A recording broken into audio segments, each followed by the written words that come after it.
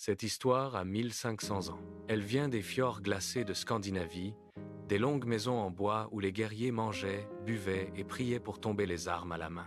Elle vient d'un peuple qui regardait la foudre dans les yeux sans baisser le regard, qui naviguait vers des horizons inconnus sans carte ni boussole, qui avait décidé une fois pour toutes que la peur était une chose qu'on avalait avant la bataille, pas quelque chose qui vous arrêtait. Et pourtant, cette histoire résonne encore dans chaque orage, dans chaque coup de tonnerre, dans chaque fois qu'un homme se lève alors qu'il aurait toutes les raisons de rester à terre. Avant de commencer, abonnez-vous à la chaîne et likez cette vidéo maintenant. Chaque soutien compte énormément et me permet de continuer à vous raconter ces histoires. Son nom, les Vikings le gravaient sur leurs armes. Ils le tatouaient sur leur peau. Ils le criaient dans la tempête quand les vagues atteignaient la hauteur des mâts et que la mort semblait certaine. Pas par désespoir, par défi, parce qu'ils savaient que quelqu'un là, haut les entendait et que ce quelqu'un aimait les hommes qui ne pliaient pas. Thor, le dieu du tonnerre, le protecteur des hommes, celui qui frappe. Imaginez la Scandinavie ancienne, il y a 1500 ans. Pas les musées vikings pour touristes, pas les reconstitutions historiques avec des acteurs en costume.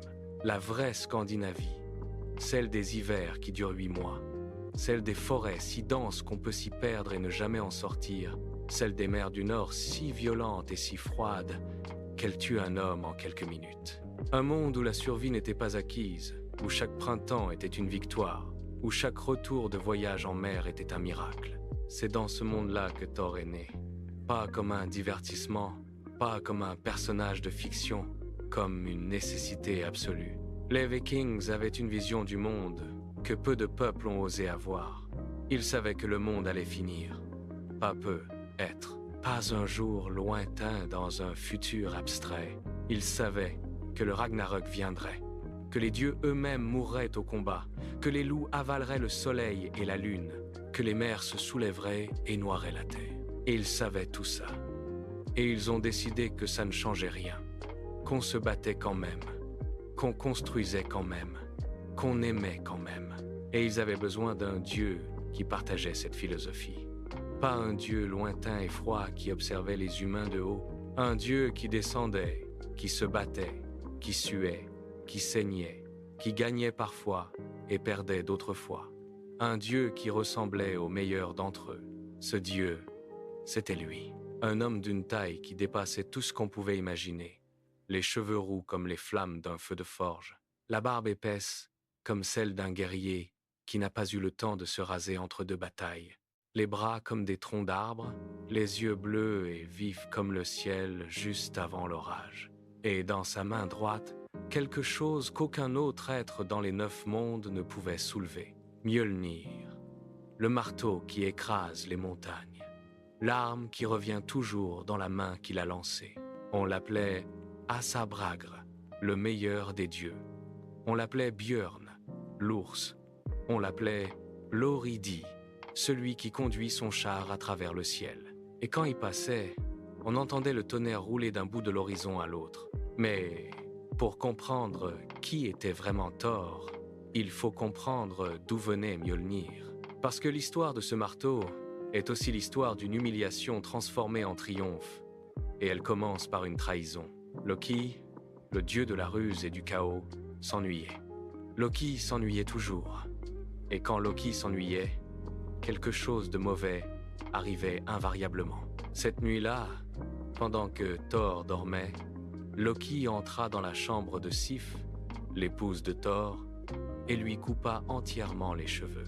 Sif avait les cheveux les plus beaux des 9 mondes, une cascade d'or vivant qui lui descendait jusqu'aux chevilles. Quand Thor se réveilla et vit ce qu'il restait sur la tête de sa femme, sa colère fut si totale, si dévastatrice, que le ciel entier se mit à trembler. Il attrapa Loki par la gorge et lui dit une chose très simple. « Tu vas arranger ça, ou je te brise chaque os du corps, un par un. » Loki, qui avait peur de peu de choses dans les 9 mondes, avait peur de Thor en colère. Il se rendit chez les nains les plus habiles de tous les mondes, les fils d'Ivaldi, et les convainquit de forger une nouvelle chevelure pour Sif, une chevelure d'or véritable qui pousserait comme de vrais cheveux dès qu'elle toucherait sa tête. Mais Loki était Loki. Il ne pouvait pas s'arrêter là. Il fit un pari avec un autre nain, Brokr, Un pari stupide et dangereux comme seul Loki savait en faire. Il paria sa propre tête que Brokkr et son frère Sindri ne pourraient jamais forger 3 objets aussi parfaits que ceux des fils d'Ivaldi. Brokkr et Sindri relevèrent le défi. Ils allumèrent leur forge, et pendant que Sindri travaillait, Loki, pris de panique à l'idée de perdre sa tête, se transforma en mouche et piqua Brokkr encore et encore pour l'empêcher d'alimenter le soufflet. Malgré tout, les nains forgèrent 3 choses extraordinaires. Un anneau d'or qui se dupliquait lui-même toutes les 9 nuits, un sanglier aux soies d'or qui pouvait courir plus vite que n'importe quel cheval dans le ciel et dans la mer, et un marteau. Mais, à cause des piqûres de Loki, le manche du marteau était trop court. Brokkr était furieux. Ce défaut, pensait-il, lui coûterait le pari. Les dieux examinèrent les objets, et quand ils prirent le marteau en main, quand ils sentirent son poids, quand ils comprirent ce qu'il pouvait faire, ils rendirent leur verdict sans hésiter. Le manche trop court ne changeait rien. Ce marteau était l'arme la plus redoutable jamais forgée dans les 9 mondes. Loki perdit son pari, et Mjolnir fut remis à Thor pour l'éternité. Avec Mjolnir, Thor devint le gardien de Midgard, le monde des humains. Son rôle n'était pas de régner sur les hommes, pas de les juger, pas de leur dicter leur conduite. Son rôle était de les protéger. Des géants de glace qui descendaient du nord pour dévaster les terres. Des serpents colossaux qui remontaient des profondeurs de l'océan. De tout ce qui, dans les 9 mondes, voulait écraser ce que les humains avaient construit de leurs mains. Il partait régulièrement en expédition, souvent accompagné de Loki, ce qui donnait lieu à des aventures où l'intelligence tordue de l'un compensait la force brute de l'autre. Thor n'était pas le dieu le plus rusé de l'Asgard. Il le savait, il s'en fichait. Là où d'autres dieux manœuvraient, négociaient, trompaient, Thor avançait en ligne droite. Et, quand tout le reste échouait, cette ligne droite brisait tout ce qui se trouvait en travers. Il y eut la fois où des géants volèrent Mjolnir et exigèrent la déesse Freya comme rançon.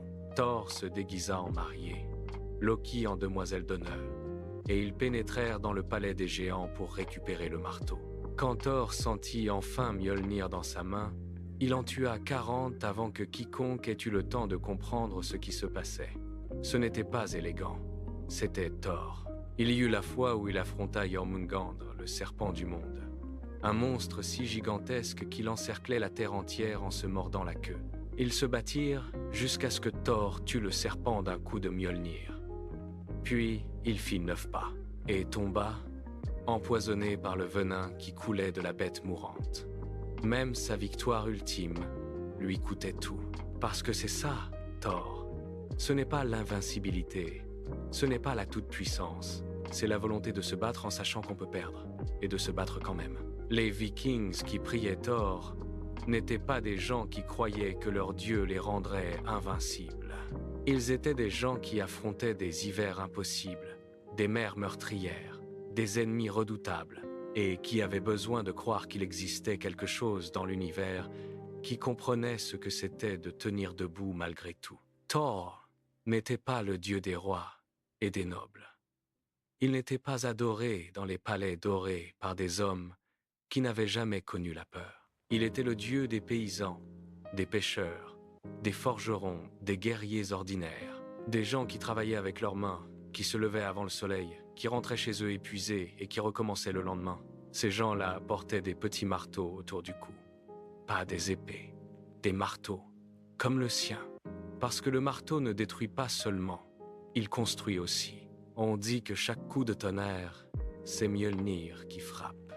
Que chaque éclair, c'est la lumière de la forge d'Asgard reflétée dans les nuages. Que chaque tempête qui arrive de l'ouest est Thor qui traverse le ciel sur son char tiré par ses 2 boucs immortels, Tangrisnir et Tangjostr, les dents qui grincent et les dents qui craquent.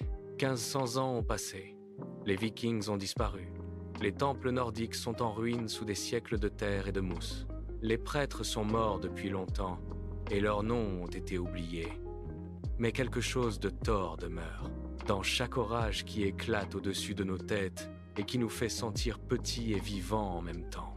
Dans chaque coup de tonnerre qui réveille quelque chose de primitif et de puissant au fond de la poitrine, dans chaque homme ou femme qui se relève une fois de plus alors qu'ils avaient toutes les raisons de rester à terre, dans cette pensée qui traverse l'esprit dans les moments les plus sombres, ce n'est pas fini, pas encore. Thor frappe depuis 1500 ans. Il peut bien frapper encore un peu. Si cette vidéo vous a fasciné, abonnez-vous à la chaîne et likez maintenant. Partagez cette vidéo avec quelqu'un qui traverse une tempête en ce moment. Dites-leur qu'il existe un Dieu fait pour les gens qui ne lâchent pas et qu'il tient un marteau